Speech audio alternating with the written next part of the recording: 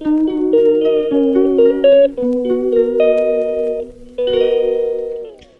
বন্ধুরা, good morning. কেমন আছো তোমরা সবাই? আশা করছি তোমরা সবাই খুব ভালো আছো আর আমরাও খুব ভালো আছি।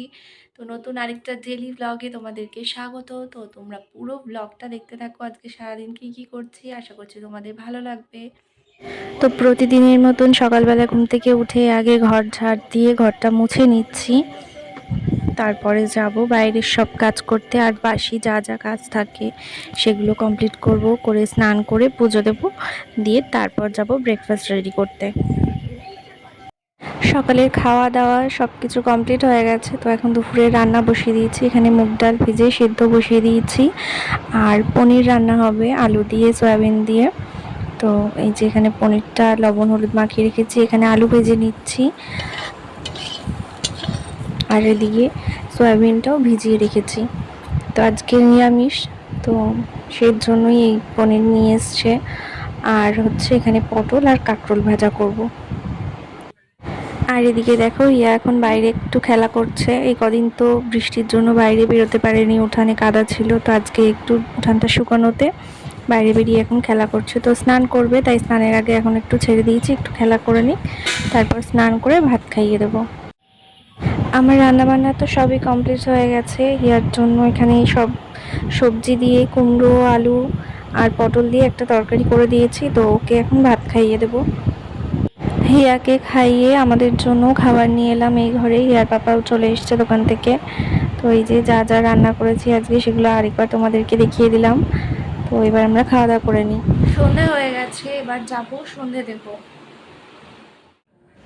সন্ধে দিয়ে এলাম এবার সবার জন্য চা করতে। সবাই বলতে আমি আর দাদাই চা খাই আর বাবা খায়। তো আমাদের দুজনের জন্য দুধ চা আর বাবার জন্য লাল চা।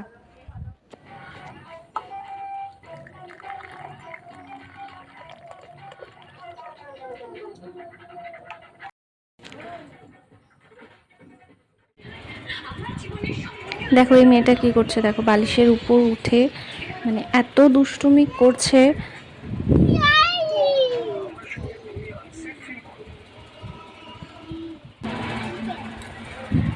কি খাবা বলো? চিকেন।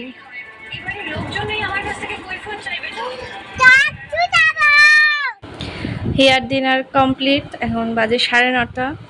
ওকে খাওয়া দাওয়া করিয়ে এই ঘরে নিয়ে এলাম।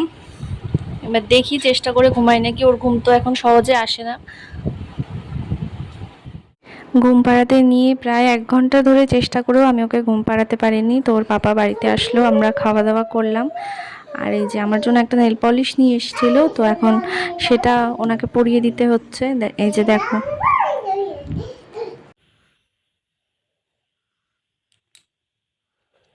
কি করছো মা?